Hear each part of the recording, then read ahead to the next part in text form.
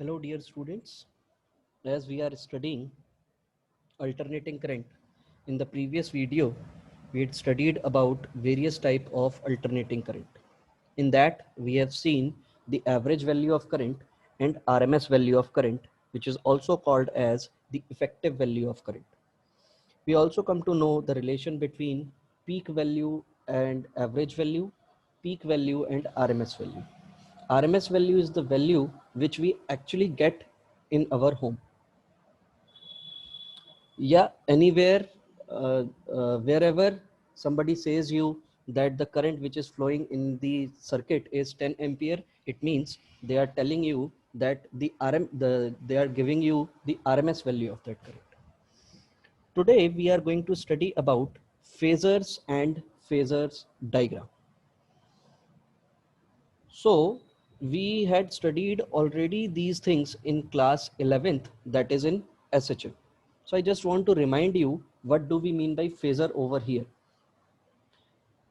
In 11th standard, we have studied SHM, right? In that SHM, we were having a equation y is equal to a sine omega t plus phi. This was the equation. And what we did is we have converted this SHM equation in a circular form. Means what we did is we have converted this equation in the circular form. We have represented this equation in the circular form. What we did is here we are having this angle as omega t, and suppose the particle is at this position at time t is equal to 0, and after time t is equal to t, the particles cover a phase difference of phi. So the particle reaches to this position and we need to find this vertical displacement. This is y. So to find this y, what we did is we have used the relation that is sine omega t plus phi is equal to y upon, this is the radius, and this radius was a, we have taken over there, and this is the maximum amplitude which a SHM can have. So y will be equal to a sine omega t plus phi. This was the basic equation of SHM which we get for instantaneous displacement. So here this instantaneous displacement, this displacement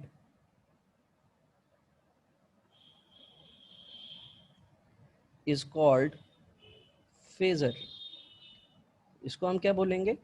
phasor. मतलब अगर आप किसी भी equation को आप क्या करें, circular form में अगर आप उसको रिप्रेजेंट कर सकते हैं तो उसको हम बोलते हैं phasor. This is basically a rotating vector. ये क्या करेगा, ये वेक्टर जो है, this vector will rotate with angular frequency omega over here, and in that rotation you'll find the peak value as well as where the amplitude is 0, and after that again a peak value in the opposite direction and again 0. तो ये जो हमारी sinusoidal equation थी, sinusoidal wave equation होती है, इस sinusoidal wave equation को हम क्या काम कर सकते हैं, हम इसको सर्कुलर फॉर्म में भी रिप्रेजेंट कर सकते हैं. In the same way, we have studied that induced EMF and alternating current can also be represented in these forms. So the equation is, suppose E is equal to E naught sine omega t. So this is also the equation of SHM, but यहाँ पर एक चीज change हो गई है, that we are going to represent induced EMF instead of displacement. We have also studied that the equation of current is I is equal to I naught sine omega t. Or suppose it is having a phase difference with EMF as phi. Both are having same frequency. Frequency is same. अगर इन दोनों की frequency same है, phase difference हो सकता है, and having phase difference,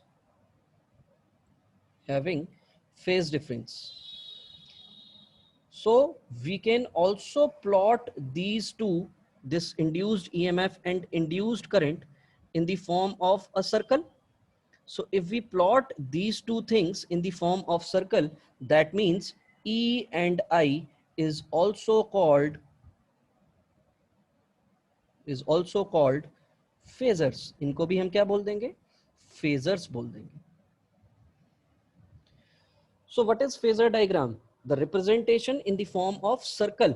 किसी भी rotating vector में, इसको हम, ये जो circle हमने बनाया है, this is basically showing कि भैया ये चीज क्या कर रही है, ये चीज आपकी rotate कर रही है. So this is called the phasor diagram, and these two are called as phasors in this. So what is phasors and phasor diagram? The diagram that represents alternating current and voltage of the same frequency. Both are having frequency as f. So omega will also be same as rotating vectors, and these rotating vectors are called phasors in phasors, along with a proper phase angle between them. Is called phasor diagram. So actually I had drawn this phasor diagram in front of you. It is having, suppose both these vectors are rotating with angular frequency omega, and here this is a vector, and I am representing this vector as E and this vector as I. Both must have a proper phase angle. So if E is having a phase angle as omega t, and here we are having a phase difference of phi. So this this rotating vector is having this circle, and E will be having a circle as of different radius because its magnitude will be different. Obviously बात, I का magnitude अलग होता है और E का magnitude अलग होता है, दोनों का magnitude अलग होगा, तो obviously बात है उन दोनों की values भी क्या होंगी, अलग होंगी. ये जरूरी नहीं है कि दोनों के बीच में phase difference हो, ऐसा भी हो सकता है कि दोनों के बीच में किसी भी तरीके का कोई phase difference ना हो. मतलब मेरा कहने का ये है कि I और E दोनों ही आपके एक ही जगह हो सकते हैं. ये आपका E हो गया और ये आपका I हो गया. तो यहाँ पर इस वाले केस में जो आपकी इक्वेशन बनेगी वो इक्वेशन हो जाएगी E is equal to E naught sin omega t and I will be equal to I naught sin omega t. These are going to be our equation for phasor diagram. So now what we have to do is we are going to use this phasor diagram to determine the phase difference between current and voltage with different electrical devices, different electrical components. And what are those components? Those components are, so if I'll represent these two in the form of SHM equation, so it will be E is equal to E naught sin omega t, and I will be equal to I naught sin omega t plus phi. So here E and I are called as phasors because we can represent these two in terms of rotating vector, and this is the diagram, and this diagram is called rotating vector. It is not necessary that you represent these circles while drawing a phasor diagram. You can just simply draw an arrow, and these arrows are going to represent these arrows are going to work as your phasor diagram over here. So the electrical component which we are talking about is there can be three component in our syllabus, that is resistance. किसी भी circuit में resistance हो सकता है, किसी भी circuit में inductor हो सकता है, और किसी भी सर्किट में कैपेसिटर हो सकता है. हमने ये तीन चीजें पढ़ी हैं, इंडक्टर, कैपेसिटर, रेजिस्टर. रेजिस्टर की यूनिट होती है ओम, इंडक्टर रेजिस्टेंस की यूनिट. इंडक्टर के केस में आपको क्या मिलेगा, इंडक्टेंस मिलता है, और इंडक्टेंस की यूनिट जो होती है वो अगर मुझे सही से याद है तो आप लोगों को भी याद होगी, that is called Henry. Capacitor के केस में कैपेसिटेंस होता है, और कैपेसिटेंस की यूनिट आपको बहुत अच्छे से याद है, उसको हम फेराड बोला करते हैं, यानी कि इसको हम लोग एफ से रिप्रेजेंट करते हैं. ये अपना ओम होता ही है बेटा, जो हम बचपन से 10th स्टैंडर्ड से पढ़ते हुए चले आ रहे हैं. So we are going to see कि अगर सिर्फ मेरे सर्किट में रजिस्टर लगा है तो उस केस में I और E के बीच में क्या रिलेशन होगा, अगर सिर्फ इंडक्टर लगा है तो उसके बीच में क्या रिलेशन होगा, अगर सिर्फ कैपेसिटर लगा है तो I और E में आपको क्या रिलेशन देखने को मिलेगा. तो यहाँ पर जो सबसे पहला केस है वो केस है अपने पास, हम उसको बोल देंगे AC circuit containing only a resistor. तो अगर सिंपल सी बात, अगर सिर्फ और सिर्फ रजिस्टर है मेरे सर्किट में, दिस इज माय सर्किट, ये एक AC सोर्स लगा दी और यहां पर मैंने R अमाउंट का रजिस्टर लगा दिया। First thing you just have to tell कि यहां पर करंट पहले आता है या EMF पहले आता है। Obviously without EMF there will not be any current, so what we are using is we are using the equation of EMF। So let E is equal to, हमारे पास जो यहाँ पर सोर्स है उस सोर्स की वैल्यू है E is equal to E not sine omega t. ये वैल्यू है हमारे पास। अगर ये वैल्यू है तो ऑब्वियसली बात है I need to find the relation of current, कि भैया करंट और EMF में क्या रिलेशन मिलेगा। अब यहाँ पर रजिस्टर लगा है तो रजिस्टर के लिए जो हमारे पास सबसे इंपॉर्टेंट फॉर्मूला जो हुआ करता था, जो सबसे बेसिक फॉर्मूला जो हुआ करता था, वो होता था V is equal to IR। So for resistance, कौन सा है बेटा इसका फॉर्मूला, वो है हमारे पास V is equal to IR। V मतलब यहां पर E है, यानी कि मैं इसको E is equal to IR लिख सकता हूं। तो ऑब्वियस सी बात है यहां पर I इज इक्वल टू क्या रिलेशन आ जाएगा मेरे पास, E बाई R, यानी कि E की जगह पर मुझे क्या लिखना पड़ेगा, E not sine omega t upon R। And if I'll see that E naught by R, if I'll divide the peak value of EMF with the resistor, I'll get peak value of current. So equation will be I is equal to I naught sine omega t. This will be the equation. As you can see, the equation of EMF was E is equal to E naught sine omega t. E naught sine omega t. और I की जो equation मिली है मुझे, I की equation मिली है मुझे, I is equal to I not sine omega t, यही इक्वेशन मिली है। If I want to draw a phasor diagram in case of resistor, what I am going to get, see here the phasor diagram will be like this। ये अगर मेरा E है यहाँ पे, this is E, तो obviously बात है ये भी ओमेगा टी है, ये भी ओमेगा टी है, there is no phase difference. And if there is no phase difference, that means that कि जो भी हमारा आई और ई होगा वो दोनों के बीच में किसी भी तरीके का फेज डिफरेंस नहीं होगा। और अगर यहाँ पर किसी भी तरीके का कोई फेज डिफरेंस नहीं होगा तो हम सीधे सीधे यहाँ पर एक स्टेटमेंट दे सकते हैं that in case of E and I, in case of resistor, ऐसे लिखेंगे, in case of resistor,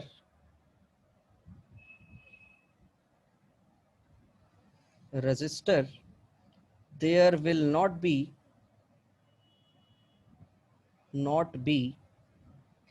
any phase difference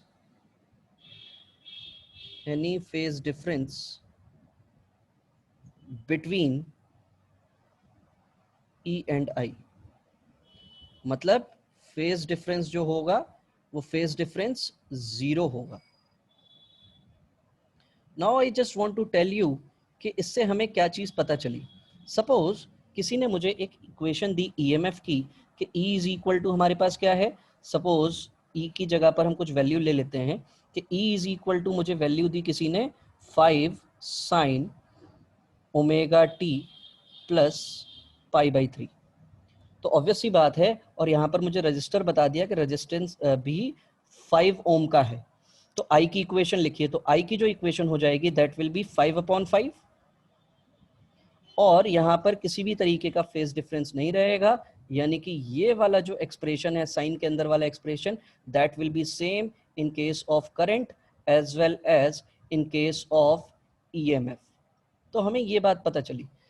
so these two equations can be used, अगर कहीं पर भी रेजिस्टेंस की बात होगी, किसकी बात होगी, रेजिस्टेंस की बात होगी, तो वहां पर we can assume these two equation as the basic equation of resistance. के अगर रेजिस्टेंस है तो ऑब्वियसली बात है, अगर E is equal to E not sine omega t लिया गया है, that means the value of I must be I is equal to I not sine omega T, ऐसी वैल्यू होनी चाहिए। ये तो हमने बनाया फेजर डायग्राम। कौन सा डायग्राम था बेटा? Phasor diagram. और अगर अब मुझे यहाँ पर साइनसोडल कर्व बनाने हो दोनों के, तो साइनसोडल कर्व कैसे बनेंगे? तो यहाँ पर सिंपल सी बात, अगर मुझे यहाँ पर साइनसोडल कर्व बनाने के लिए बोला जाएगा, तो what I am going to do is there will be x and y axis, and if I'll plot current in such a manner,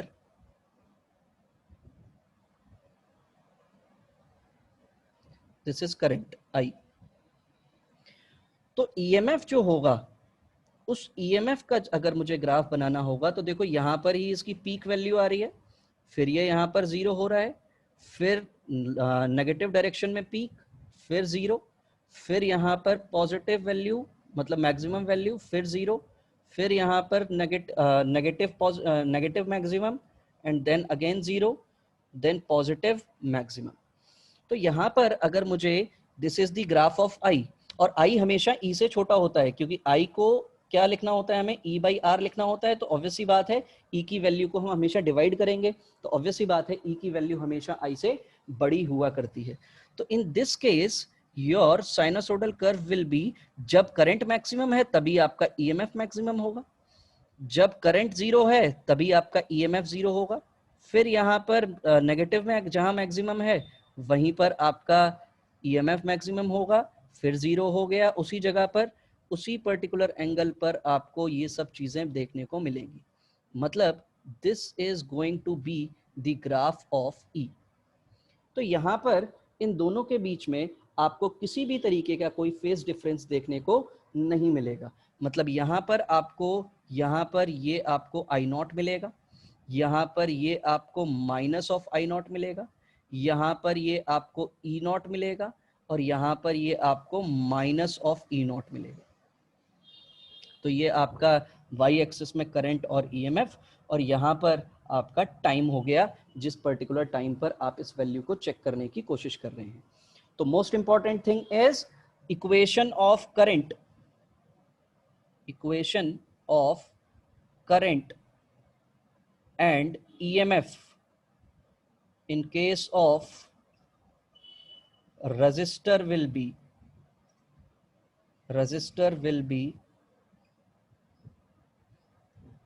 E is equal to E naught sin omega t and I will be equal to I naught sin omega t। ये आपको याद रखनी है, और हमने ये derive किया है, तो हमें पता चला है कि दोनों सेम फेज में हुआ करते हैं। और कभी फेजर डायग्राम बनाने को बोलेगा तो ये आपने पीछे भी देखा, मैं फिर से आपको दिखा दूं, ये आपका आई, और इसी डायरेक्शन में आपको क्या देखने को मिलेगा, ई देखने को मिलेगा। अगर angle omega T plus phi है, मतलब तो ऊपर भी ओमेगा टी प्लस फाई होना पड़ेगा और नीचे भी ओमेगा टी प्लस फाई होना पड़ेगा, तभी आप उन इक्वेशंस को क्या बोलेंगे कि ये रेजिस्टेंस की इक्वेशन है। तो ये आप ध्यान रखेंगे कि अगर आपको आई और ई की कोई इक्वेशन दे दे और पूछे कि ये किस इलेक्ट्रिकल कंपोनेंट के लिए है, तो योर आंसर शुड बी, अगर आपको सेम साइन के अंदर वाली जो भी वैल्यूज हैं वो अगर आपको सेम दिखाई देती है, तो आप सीधे सीधे आंसर बोलेंगे this is for resistance.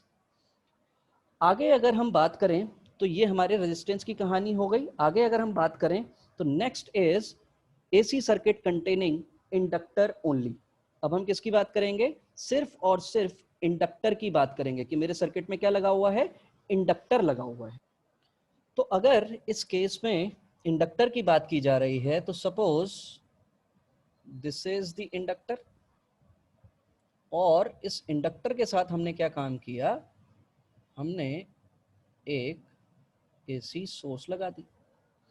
Obvious सी बात है, सबसे पहले AC सोर्स आती है, तो ये हम अज्यूम कर लेंगे कि E इज इक्वल टू क्या होता है, E not sine omega T.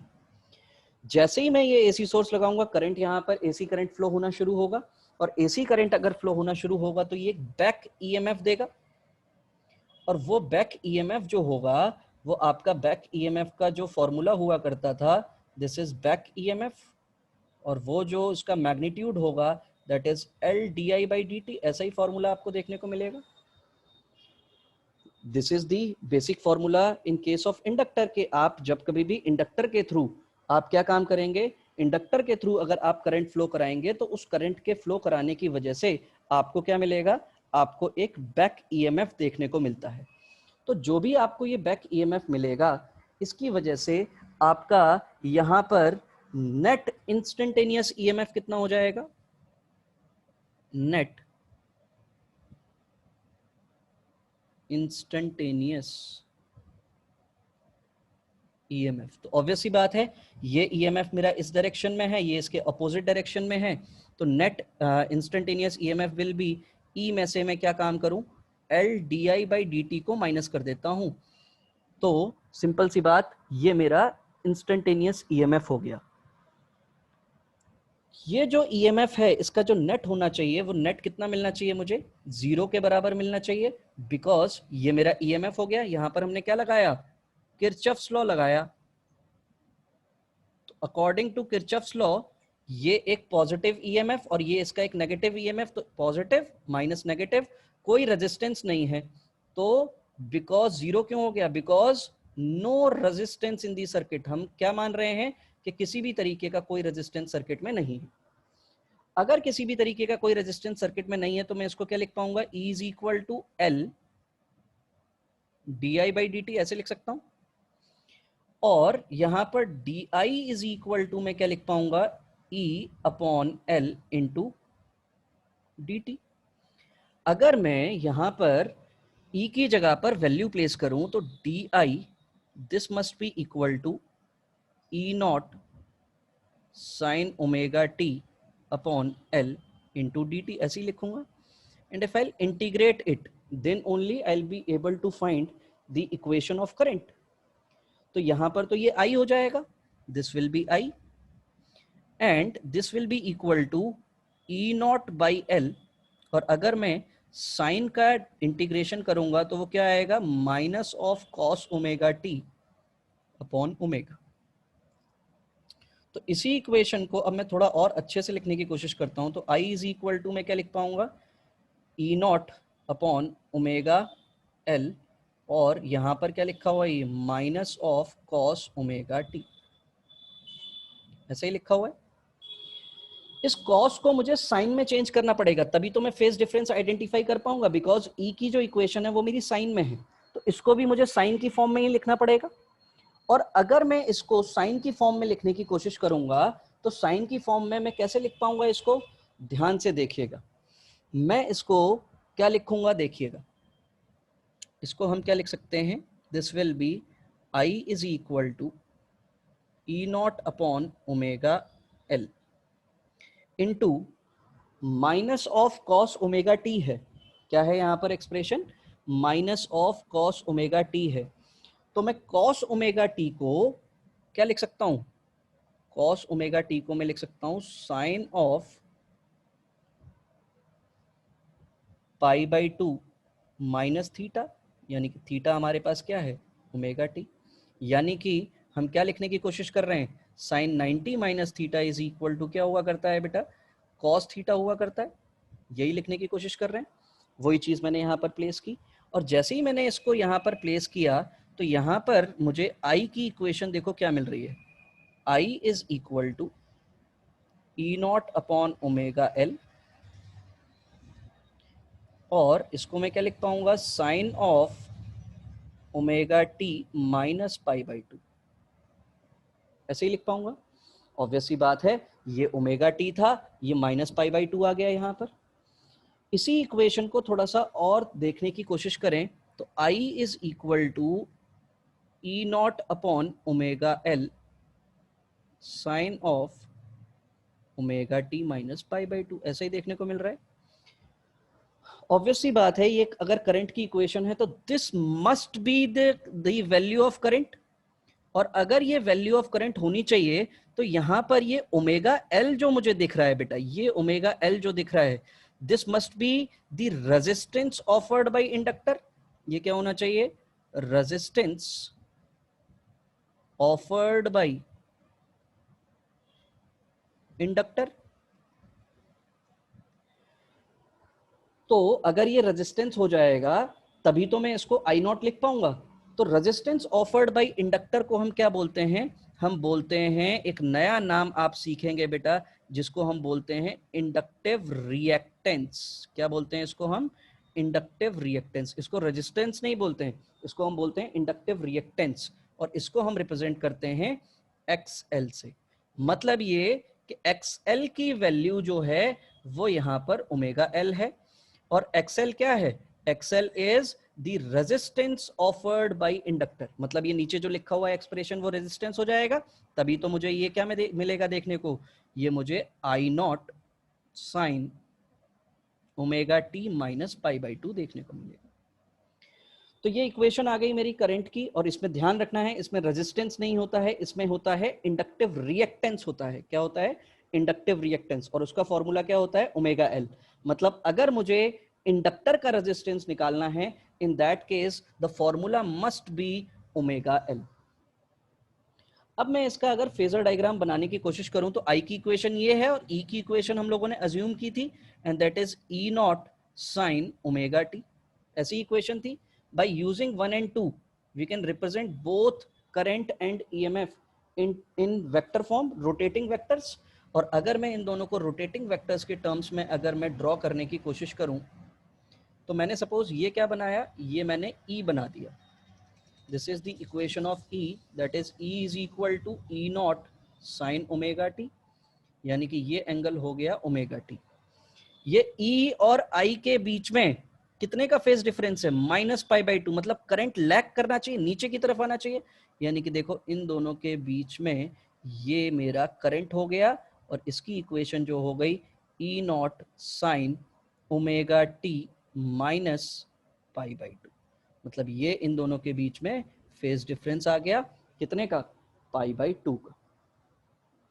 तो यहां से मुझे सबसे इंपॉर्टेंट बात क्या पता चली, in case of inductor, in case of inductor क्या चीज आपको देखने को मिलेगी, in case of inductor current lags EMF by a phase difference, by a phase of pi by 2। मतलब करंट जो है और ईएमएफ के फेज में आपको पाई बाई 2 का डिफरेंस मिलेगा, और ये जो पाई बाई 2 का अगर डिफरेंस होगा तो ऑब्वियस सी बात है इसमें करंट नीचे होगा और ईएमएफ लीड कर रहा होगा। मतलब हम ऐसा भी लिख सकते हैं, ईएमएफ लीड्स करंट। ईएमएफ क्या करेगा, लीड्स करंट, करंट को लीड करेगा। और अगर यहां पर ईएमएफ मेरा करंट को लीड करेगा तो सिंपल सी बात, कितने से, पाई बाई 2 से। तो ये बात आपको ध्यान रखनी है कि ईएमएफ लीड्स करंट किसके केस में, किसके केस में, इंडक्टर के केस में, इन केस ऑफ इंडक्टर। तो इंडक्टर के केस में हमारी इक्वेशंस क्या हो जाएंगी, इंडक्टर के केस में अगर कभी भी आपको इक्वेशन इस तरीके की दिखाई दें कि E is equal to E not sine omega T ही मिला, और I इज इक्वल टू आपको इक्वेशन मिल गई I not sine omega T minus pi by 2। मतलब साइन के अंदर वाले एक्सप्रेशन में अगर पाई बाई 2 का डिफरेंस है, और वो भी करंट में कम है और माइनस है करंट में, और ऊपर वाले में प्लस है, तो ऑब्वियस सी बात है these are going to be the equations for inductor. ये किसके लिए इक्वेशन होंगी आपकी, ये इंडक्टर के लिए इक्वेशंस होंगी। तो इंडक्टर के केस में आपको ध्यान रखना है कि यहां पर आपको पाई बाई 2 का फेज डिफरेंस मिलने वाला है। Now what we are going to do is we are going to plot the sinusoidal curve for both these equations, जैसे हम लोगों ने उस केस में किया था। किस केस में, रजिस्टर वाले केस में। अगर मैं यहां पर इक्वेशंस को ध्यान से देखूं तो ई की इक्वेशन तो वही है। ई की इक्वेशन क्या है हमारे पास, ई की इक्वेशन है हमारे पास E is equal to E not sine omega T, और आई की इक्वेशन क्या है, I not sine omega T minus pi by 2। अगर ऐसी इक्वेशंस हैं और मुझे ग्राफ बनाना है, तो देखो ग्राफ कैसे बनेगा। E is equal to E not sine omega T, तो ये हमारा E हो गया।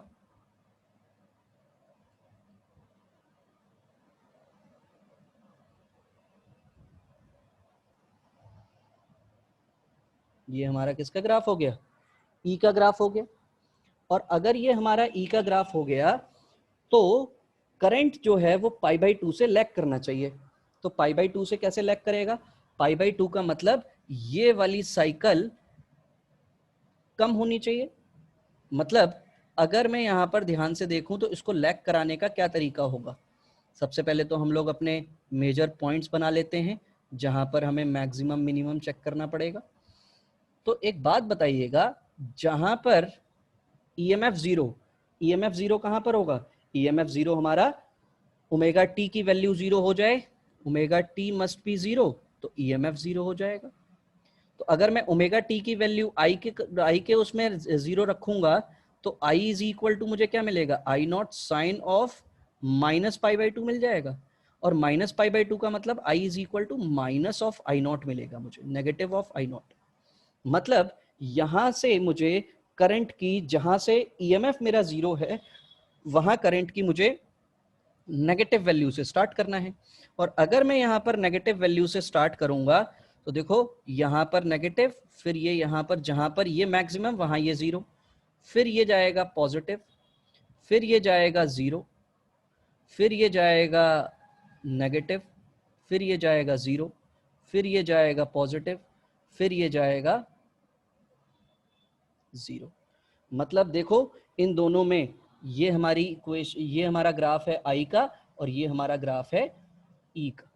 तो यहाँ पर जो करंट है उस करंट को हमने कितने से लैग करता हुआ दिखाया है? पाई बाई 2 से लैग करता हुआ दिखाया है। आप ये वैल्यूज आप प्लेस करके देख लो। अगर मैं ईएमएफ की बात करूं तो ओमेगा टी की वैल्यू अगर पाई बाई 2 हो जाती यहाँ पर तो ऑब्वियस सी बात है ई की वैल्यू आपको क्या देखने को मिलती?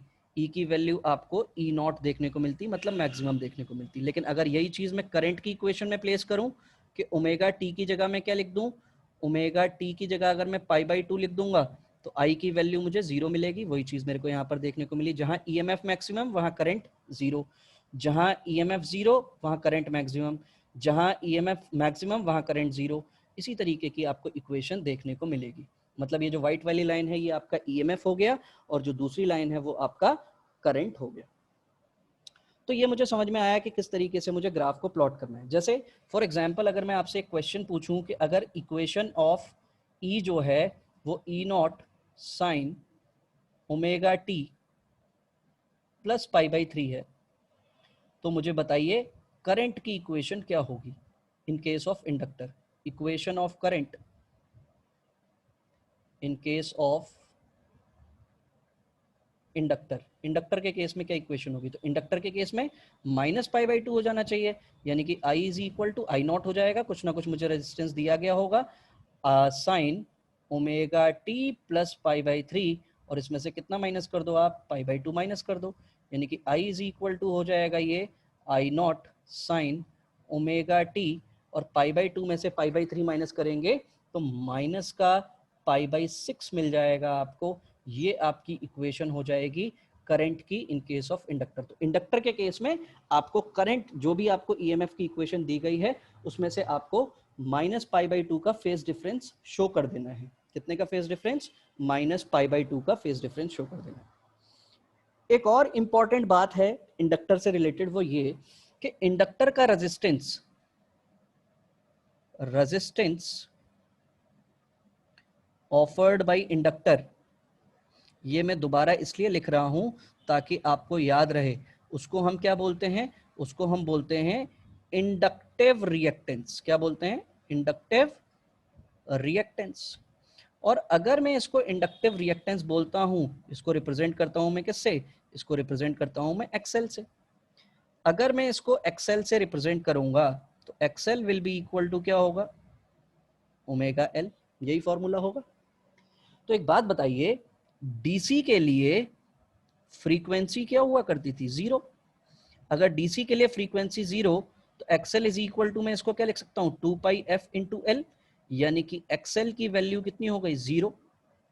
मतलब inductor do not offer any resistance, है कि नहीं? सो एक्सएल की value zero, it means inductor do not offer any resistance when connected across DC source. In case of DC, it behaves as pure conductor having no resistance. बात आगे बेटा समझ में? AC के पास तो फ्रीक्वेंसी होती है, डीसी के पास कोई फ्रीक्वेंसी नहीं होती, डीसी की फ्रीक्वेंसी आपकी 0 रहा करती है।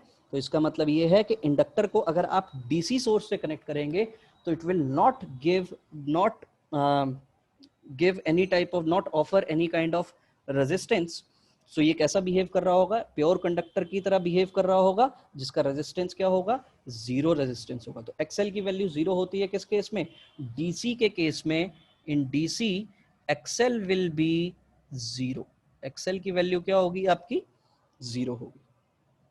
तो आई होप आपके सामने अब इंडक्टर आएगा तो आप इंडक्टर को भी आइडेंटिफाई कर पाएंगे। इंडक्टर के लिए इक्वेशंस आपकी सेट हो गई हैं। These are going to be the equation of current and EMF in case of inductor, है क्या नहीं? रजिस्टर के लिए भी आपकी इक्वेशन सेट हो गई है, that is E is equal to E not sine omega T, I is equal to I not sine omega T. अगला जो केस है वो है हमारा कैपेसिटर का। किसका केस है? कैपेसिटर का। फेजर डायग्राम भी हमें समझ में आ गया कि फेजर डायग्राम आपका कैसे बनेगा। अगला केस है अपना कि अगर एसी सर्किट में सिर्फ और सिर्फ कैपेसिटर लगा और इस कैपेसिटर को आपने किससे कनेक्ट कर दिया हो?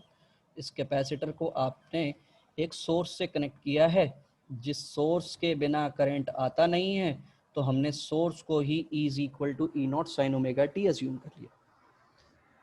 अब कैपेसिटर है तो कैपेसिटर के अगर हम केस में बात करें तो कैपेसिटर के केस में who is the father formula of capacitor अगर हम बोलें तो Q is equal to C V हुआ करता है। क्या फॉर्मूला होता है बेटा? Q is equal to C V. ऐसा ही फॉर्मूला पढ़ा है हमने, है कि नहीं? तो अगर यहां पर Q is equal to C V है तो मुझे तो I चाहिए। क्या चाहिए? I। और I इज इक्वल टू क्या होता है? I is equal to D Q by D T. तो मैं यहाँ Q की जगह क्या लिख सकता हूं? CV।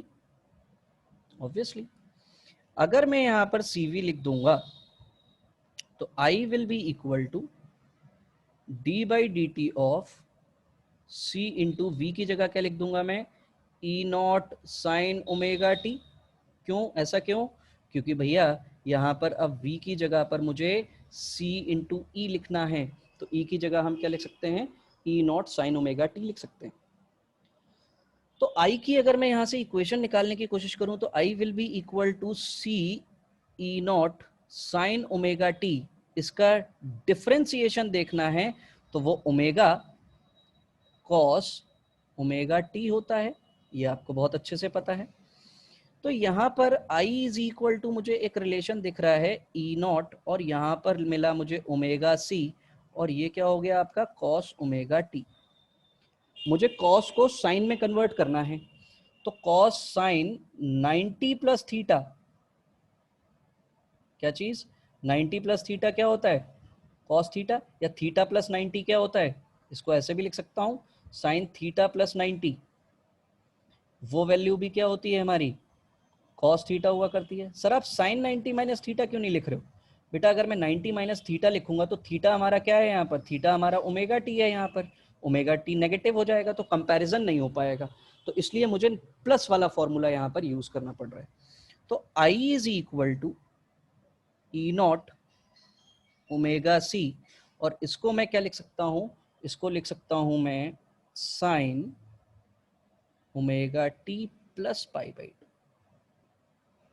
अब सिंपल सी बात कि अगर ये करंट है तो ई नॉट को छोड़कर बाकी पूरा एक्सप्रेशन क्या होना चाहिए? ई नॉट को छोड़कर बाकी पूरा एक्सप्रेशन जो होना चाहिए वो ये 1 अपॉन ओमेगा सी है, sign omega T plus pi by two, ऐसा ही देखने को मिलेगा। यहां पर ये जो 1 अपॉन ओमेगा सी है, this is going to be the resistance offered by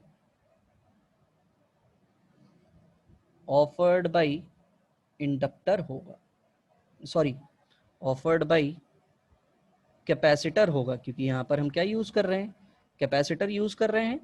तो this is going to be the resistance offered by capacitor, और इसको हम बोलते हैं कैपेसिटिव रिएक्टेंस बोलते हैं बेटा। क्या बोलते हैं? Capacitive reactance. तो अगर आपसे अब कोई कैपेसिटर का रेजिस्टेंस निकालने को बोले एसी सोर्स के केस में, तो आप उसको एक्स सी से डिनोट करेंगे। किससे डिनोट करेंगे? X C. तो X C will be equal to 1 upon omega C. This will be your formula to find the resistance offered by capacitor. तो यहां पर हमें एक्स सी पता चल गया, and X C is equal to 1 upon क्या है हमारे पास? ओमेगा सी है। हमें दोनों इक्वेशंस पता चल गई कि यहां पर ये आई की जो वैल्यू आएगी, this is I not sine omega T plus pi by to, यही इक्वेशन रहने वाली है मेरी।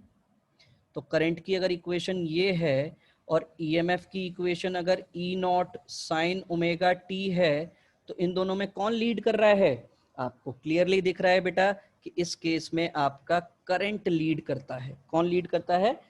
करंट लीड्स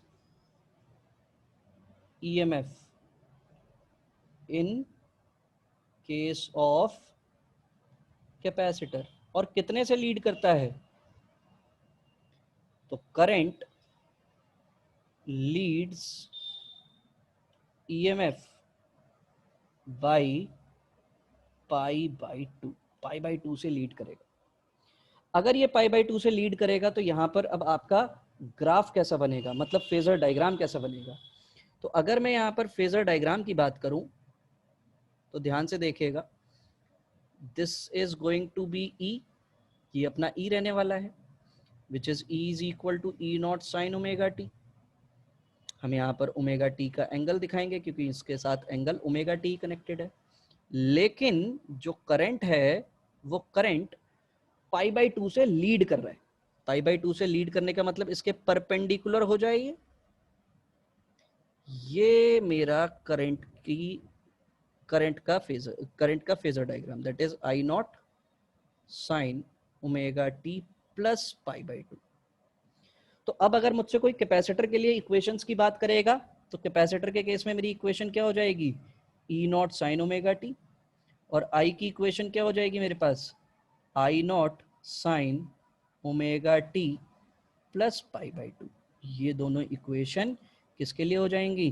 कैपेसिटर के लिए हो जाएंगी। तो you can easily identify that, अगर आपको करंट और वोल्टेज दिया गया है तो यू कैन इजीली आइडेंटिफाई कि आपको कब कौन सी इक्वेशंस अप्लाई करनी है, या आप देखकर बता देंगे कि यहाँ पर इस सर्किट में क्या लगा हुआ है। इस सर्किट में आपका इंडक्टर लगा है, इस सर्किट में आपका कैपेसिटर लगा है। यू कैन इजीली जज।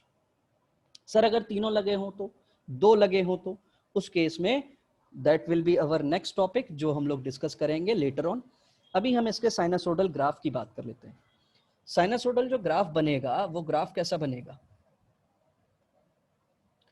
सबसे पहले हम ईएमएफ ही बनाते हैं बेटा, क्योंकि ईएमएफ की इक्वेशन, ईएमएफ को प्लॉट करना इज वेरी इजी। यही हमारी साइनसोडल कर्व होगा ईएमएफ का। ठीक, अगर ये मेरा ईएमएफ हो गया, ये ग्राफ सही से बन नहीं पा रहा है, लाइक ये बिल्कुल स्ट्रेट लाइन में लाई करना चाहिए बेटा, तो आपको पता है ये चीज। यहां पर जो भी मेरा करंट है वो करंट लीड करना चाहिए। लीड करने का मतलब, अगर ओमेगा टी की वैल्यू 0 है तो ई की वैल्यू 0। अगर ओमेगा टी की वैल्यू 0 है तो आई की value I not sine pi by two मिल रही है, यानी कि आई नॉट के बराबर। यानी कि जहां पर ईएमएफ 0 वहां करंट मैक्सिमम, और जहां ईएमएफ मैक्सिमम वहां करंट जीरो प्लॉट करना पड़ेगा। बस ये है कि हमें स्टार्टिंग पता चल जानी चाहिए कि from where we have to start. So here we have to start from कि भैया इनिशियली जब ईएमएफ जीरो होगा तो करंट आपका मैक्सिमम होगा। करंट मैक्सिमम होने का मतलब ये ग्राफ यहां से शुरू होगा।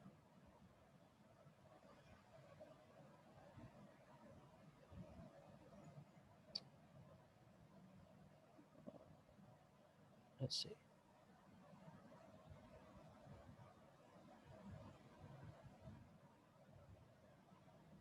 so this is your graph of current and this is the graph of EMF and this graph shows कि भैया यहाँ पर आपका करंट लीड कर रहा है और EMF आपका लैग कर रहा है। तो यही तीन तरीके के आपको कंपोनेंट्स मिलेंगे और इन तीनों कंपोनेंट्स का कॉम्बिनेशन हम लोग जो भी हमारी नेक्स्ट वीडियो होगी उस वीडियो में ऑब्जर्व करने की कोशिश करेंगे। एक बार मैं आपको यहाँ पर फिर से रिमाइंड करा दूँ कुछ चीज़ें कि अगर यहाँ पर रेजिस्टेंस की बात होगी तो रेजिस्टेंस के केस में हमें कुछ इंपॉर्टेंट बातें पता चली कि उस केस में जो हमारी इक्वेशन होगी that will be E not sine omega T और आई की जो इक्वेशन होगी that will be I not sine omega T, ऐसी देखने को मिलेगी। यहाँ पर फेज डिफरेंस जीरो होगा, फेज डिफरेंस जीरो मिलेगा। फेज डिफरेंस जीरो मिलेगा तो फेजर डायग्राम आपका बड़ा ही सिंपल होगा कि दोनों एक दूसरे को ओवरलैप कर रहे होंगे। इंडक्टर की बात होगी तो इंडक्टर के केस में क्या कहानी बनेगी, तो इंडक्टर के केस में हमने जो इंपॉर्टेंट चीजें देखी that is E is equal to E not sine omega T, I is equal to I not sine omega T minus pi by two. इसमें EMF leads current, EMF leads current और EMF leads current by कितने से, पाई by two का आपको phase difference मिलेगा। यहाँ पर जो आपका ग्राफ मिलेगा आपको वो ये अगर आपका ईएमएफ है तो ऑब्वियस सी बात है आपका करंट जो है वो लैग कर रहा होगा, यानी कि this will be your current I. देखो पाई बाई टू का फेज डिफरेंस आपको देखने को मिला। यहाँ पर ये एंगल आपका ओमेगा टी था, यहाँ पर ये एंगल आपका ओमेगा टी है। एक और इम्पॉर्टेंट बात आपको जो पता चली वो ये कि यहाँ पर एक्सएल होता है ओमेगा एल और इसको ही हम क्या बोलते हैं, इंडक्टिव रिएक्टेंस बोलते हैं, इंडक्टिव रिएक्टेंस बोलते हैं। ठीक है। कैपेसिटर के केस में हमें क्या पता चला, कैपेसिटर के केस में हमें ये पता चला कि ई जो है वो ई नॉट अगर साइन ओमेगा टी है तो इस केस में जो आपका आई होगा that will be I not sine omega T plus pi by two देखने को मिलेगा। इस केस में करंट लीड्स ईएमएफ होगा कितने से, बाई पाई बाई टू, ऐसे ही देखने को मिलेगा। तो यहाँ पर एक्स सी जो होगा वो 1 अपॉन ओमेगा सी के बराबर होगा और इसी को हम क्या बोल देंगे, कैपेसिटिव रिएक्टेंस बोल देंगे। और यहाँ पर जो मेरा फेजर डायग्राम बनेगा वो कुछ ऐसा बनेगा कि जिस भी डायरेक्शन में ई है इससे लीड करता हुआ आपको करंट शो करना है with an angle of pi by two. तो these are the important points of today's video. ये ग्राफ भी आपको ध्यान रखने हैं, साइनसोइडल कर्व मैंने हर जगह पर आपको बहुत अच्छे से समझाने की कोशिश की है, इन ग्राफ्स को भी आप ध्यान से देखिएगा।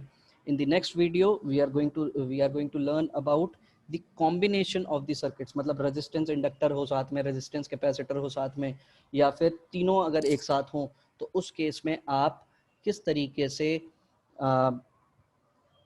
उसमें ईएमएफ निकाल सकते हैं, करंट निकाल सकते हैं या टोटल रेजिस्टेंस आप फाइंड कर सकते हैं। उन सब चीज़ों के बारे में डिस्कशन हम लोग अपनी नेक्स्ट वीडियो में करेंगे। Till then God bless you, study hard, it is very very important. God bless you.